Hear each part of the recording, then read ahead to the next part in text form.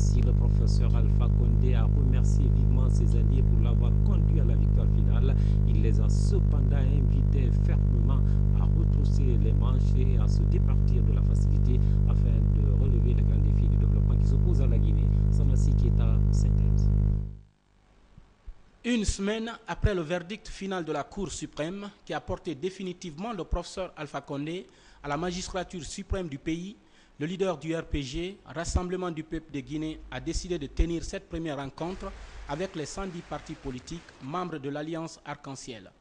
Ici, au siège du RPG, le président élu a remercié tous ses leaders pour les efforts déployés sur le terrain en vue de cette victoire. Il les a également appelés à retrousser davantage les manches pour mériter la confiance des Guinéens assoiffés de changement. Devant ces parterres de leaders de l'Alliance nationale pour le changement, le professeur Alpha Condé n'a pas manqué de rappeler encore la nécessité impérieuse de changement qu'il a promis au peuple de Guinée. Pour cela, le président élu compte incessamment sur l'apport de chacun et de tous pour sortir rapidement le pays de sa léthargie actuelle. Pour le président Alpha Condé, toutes les actions envisagées par l'Alliance Arc-en-Ciel ne pourront réussir que si les leaders et responsables acceptent réellement de changer de mentalité. Pour gagner ainsi le pari de ses engagements, le président Alpha Condé a insisté sur le respect scrupuleux des principes de l'État, parmi lesquels la loi et la rigueur dans le travail. Le président élu entend ainsi, dès son investiture le 21 décembre, assainir très rapidement tous les secteurs défectueux de l'administration en vue de ramener la Guinée dans le concert des nations comme souhaité par tous, ce qui réjouit ses alliés. Ça va exactement dans le sens de ce que j'attendais, puisque c'était pratiquement le motto de mon parti, à savoir qu'il faut le changement, et le changement on l'aura. Il faut que ce pays se respecte, que ce pays retrousse les manches, qu'il travaille et qu'on change nos manières de travailler. Et je crois que je suis très heureux de ce que j'ai entendu aujourd'hui. Je suis heureux d'avoir participé avec vous à cette cérémonie de remerciement du président de la République à tous ceux qui l'ont soutenu. Et aussi, il a décliné les perspectives. Je souhaite que le changement l'emporte.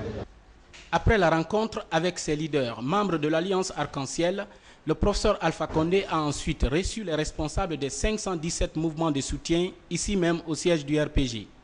Le président élu a également rendu hommage à tous ces responsables pour leur soutien indéfectible qui a abouti aujourd'hui à son élection. Il les a par ailleurs exhortés à redoubler d'ardeur sur le terrain pour répondre favorablement aux aspirations des populations par rapport à la confiance qu'elles ont placée en eux pour faire avancer le pays. Les mouvements de soutien, par le biais de leur porte-parole, rassurent. Au nom de l'ensemble des mouvements de soutien, nous vous adressons nos sincères félicitations pour avoir été élu à la magistrature suprême de la République. Loin du hasard, votre élection est la consécration d'un long combat.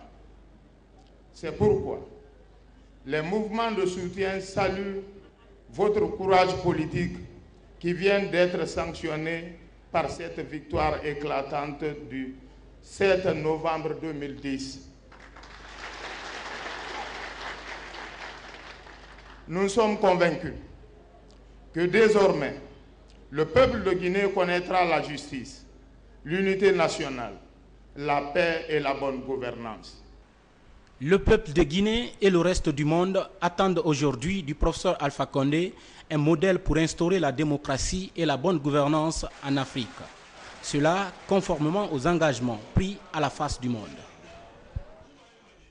C'est Samassi Keita qui signe donc ce reportage. Le volet diplomatique et l'audience que le chef d'état-major général des armées a accordé hier à l'ambassadeur du Royaume-Uni dans notre pays. Le diplomate britannique était venu remercier vivement et encourager l'armée guinéenne pour le respect de ses engagements dans le cadre de la gestion de la transition dans notre pays. Le point dans ce reportage de Mamadou Malal Diallo. L'ambassadeur de la Grande-Bretagne en Guinée était venu chez le chef d'état-major général des armées adresser ses vives félicitations et ses encouragements aux forces armées guinéennes pour le rôle prépondérant qu'elles ont joué avant, pendant et après les élections présidentielles. L'ambassadeur et son attaché de défense ont aussi échangé avec le haut commandement militaire sur la restructuration de l'armée en cours. C'est notre plaisir d'être ici avec vous aujourd'hui, mon général, surtout dans cette période de calme en Guinée. Notre message aujourd'hui, c'est simplement une visite de courtoisie et c'est un message de soutien du Royaume-Uni, de Grande-Bretagne et Irlande du Nord pour les changements qui sont tenus en Guinée, en votre pays. Je pense que le message de mon ministre, William Hague, vient dans les prochains jours. Mais il a déjà expliqué très clairement, il est de sa part, il félicite le changement en Guinée. Il félicite le travail du général de brigade Sékou Konaté. Et il accueille l'arrivée du président élu démocratiquement et la position de M. Salutoulaye Diallo, qui est le perdant, qui a accepté les résultats qui sont importants pour gérer le pays dans l'avenir, dans une manière paisible. En réponse, le chef d'état-major général des armées a, au nom du président de la République par intérim, ministre de la Défense nationale, remercié la Grande-Bretagne pour l'attention toute particulière qu'elle porte sur l'armée guinéenne. Le général Nuhu Cham a aussi expliqué le triangle de la restructuration de l'armée nationale en cours, à savoir le casernement, l'équipement et la formation. Et ça se concrétise sur le terrain, sur la direction et la clairvoyance du général d'armée Sékou Konaté, président de la transition. Nous avons fait un programme de réforme. Il y a la construction des casernes, parce qu'il faudrait que les militaires soient logés et ça permet d'éviter le dérapage dans la ville et ça permet au commandement de contrôler les hommes qui sont dans leur rayon de commandement. Nous avons aussi la formation parce que pour maintenir la capacité opérationnelle de la troupe, il faut une formation. Il faut bien déployer la troupe sur le terrain et pour concrétiser ce qu'ils ont appris. Et pour cela, il faudrait la logistique, c'est-à-dire l'équipement, les moyens pour la troupe. Donc c'est pour ça que nous avons aussi inscrit la logistique dans notre programme de réforme. Il faut préparer une armée prête à assumer un grand rôle dans la démocratie. Le ministre de la Défense nationale, commandant en chef des forces armées, le général d'armée Sékou Konaté, au nom du haut commandement militaire, nous vous souhaitons la bienvenue à l'état-major général des forces armées guinéennes. Merci beaucoup. Ouais. À l'autre facette de l'actualité en Guinée, c'est le lancement ce jeudi même à Conakry des travaux du forum du Conseil national des organisations de la société civile guinéenne. Un forum pour faire l'état des lieux, apprécier les acquis et faiblesses en ce qui concerne la société civile guinéenne, surtout au cours de la décennie écoulée. Beaucoup d'invités et de personnalités étaient de la partie. Hadi Kamara Kabassou. Comme prévu, le Forum international des sociétés civiles a débuté ses travaux ce jeudi matin ici au Palais du Peuple à Conakry. Il s'agit, durant 3 jours, d'orienter les réflexions vers les relations entre démocratie et société civile en vue de bâtir une nation forte, prospère et unie. Pourquoi la société civile a-t-elle été créée? À l'époque, la Guinée traversait une série de crises. La société civile a estimé qu'elle avait un rôle à jouer. Pour cela, il fallait être forte et unie dans la diversité. Pour être forte, il fallait aussi que les organisations qui composent la société civile soient plus professionnelles et plus efficaces. Ainsi, la création d'une structure faîtière capable à la fois d'assurer l'unité d'action de la société civile et son renforcement s'est avéré être la meilleure des solutions. Le représentant de l'ambassadeur de France en Guinée, dans son intervention, a félicité d'abord le Conseil national des organisations de la société civile guinéenne avant de se pencher sur le rôle que doit jouer la société civile pour garantir la paix sociale dans un pays. Tout au long de ce processus, la société civile guinéenne a joué un rôle majeur. Elle a marqué son attachement à la démocratie et elle a toujours su répondre aux enjeux auxquels elle était confrontée et apporter sa pierre à la construction de la démocratie nouvelle en Guinée. Après cette étape franchie, Il était temps, pensions-nous, pour elle, de regarder un temps derrière elle, de regarder comment elle s'était investie dans ce processus pour mieux, enfin, se tourner vers l'avenir et à nouveau répondre aux ambitions du pays, aux ambitions des nouvelles autorités et aux ambitions de la société tout entière. En initiant ce forum, le Conseil national des organisations de la société civile guinéenne veut créer un cadre de concertation susceptible d'amener toutes les composantes de la nation à respecter et faire respecter les valeurs et principes d'un État de droit. Dans la construction de la démocratie, la société civile guinéenne a eu une contribution prépondérante qu'elle continue de renforcer et de perfectionner pour l'assise d'une véritable culture démocratique.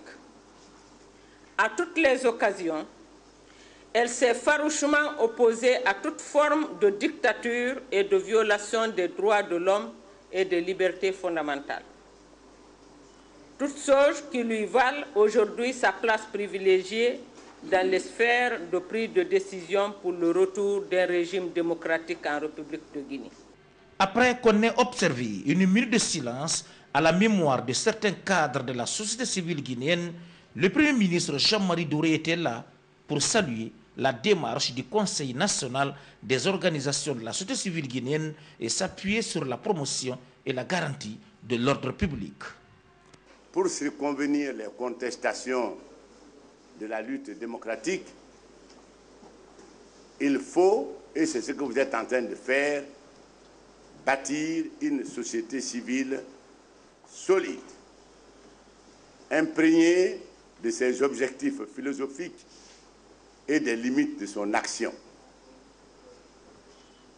C'est ce qui nous permettra à nous autres acteurs politiques d'avoir notre liberté d'action, mais comme vous avez peint en rouge les limites à ne pas franchir, de nous arrêter quand il le faut. Aujourd'hui, sans doute l'Afrique n'a pas le monopole. Beaucoup d'autres pays européens, asiatiques, américains sont arrivés à la contestation. Mais le bon fonctionnement des institutions freine l'élan de certains instincts. Et votre travail aujourd'hui, c'est d'amener nos sociétés à évoluer vers cette maîtrise de soi. Je vous félicite, vous qui avez pris le redoutable mouvement de vous organiser en structure de la société civile. Ce forum qui prendra fin samedi prochain, ici à Conakry, regroupe les participants venus des sociétés civiles de l'Algérie, du Congo, de la France, Cameroun, Burundi, Togo, Sénégal, Cameroun, Côte d'Ivoire et de la République de Guinée.